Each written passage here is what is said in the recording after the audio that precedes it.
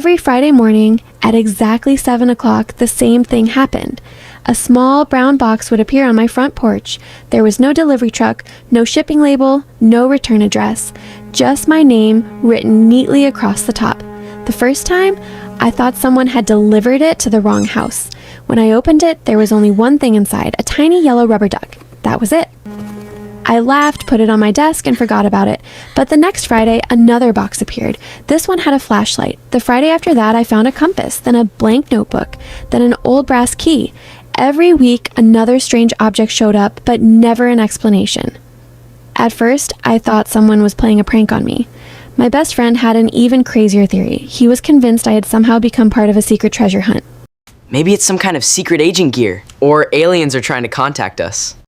Honestly, I wanted to believe him. At least that would make some sense. After a month, I couldn't stop thinking about the boxes. Who was leaving them? And how were they doing it without anyone seeing? So one Friday, I woke up before sunrise. I hid behind the living room curtains and stared at the front porch. Nothing happened. The porch stayed completely empty. I looked away for just a second. When I looked back, the box was there. I ran outside as fast as I could. The street was empty, no people, no cars, no bicycles. It was as if the box had simply appeared out of thin air. This time, something was different. Inside the box was the old brass key and a small handwritten note. It said only 4 words. "You're almost ready." Ready for what? That question stayed in my mind all week. I even checked our security camera. The footage made absolutely no sense. Every Friday morning, the video froze for exactly 10 seconds. When it started recording again, the box was already sitting on the porch. I watched it over and over again. I couldn't explain it. Later that day, I showed the brass key to my grandfather. The moment he saw it, his smile disappeared. He quietly asked, "So, they've started sending the boxes again?" Again? I had no idea what he meant. He told me that when he was my age, mysterious boxes had appeared for him too. The same brown boxes, the same strange objects. I received these boxes when I was young. I never knew why. Then he smiled and said, "Keep opening them. It'll all make sense."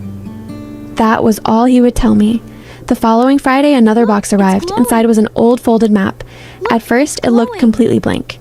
But then I remembered the flashlight. When I shined the light across the paper, hidden lines slowly appeared. The map pointed toward a small hill just outside town. That afternoon, my grandfather and I followed it together. After a short walk, we found an old wooden bench. Hidden underneath it was a rusty metal box. I took out the brass key. It fit perfectly. Inside the metal box wasn't treasure. There wasn't any gold, no diamonds, no money. Instead, there were old family photographs. One picture showed my grandfather as a child holding the exact same rubber duck I had received. Another showed him with the flashlight, another with the compass. Every object I had collected was in those photographs. At the bottom of the box was a letter. It explained everything. These boxes are a family tradition, passed down through generations. Many years ago, someone in our family had started a tradition. Every generation would receive the same mysterious boxes. Each item was a clue leading them to this hidden family memory. The real treasure was never the objects. It was the adventure, the mystery, and the story that each generation would one day pass on. I looked at my grandfather. He smiled and nodded. For weeks, I had imagined secret organizations, hidden messages, and impossible mysteries. The truth was much simpler, and somehow, it was even more special. I thought that was the end of it, but the next Friday morning, another brown box appeared. I opened it carefully. Inside was a single blank piece of paper. I turned it over. On the back, one sentence was written in black ink. "Now it's your turn." Now it's your turn. I smiled. That afternoon, I placed something meaningful of my own inside a new brown box.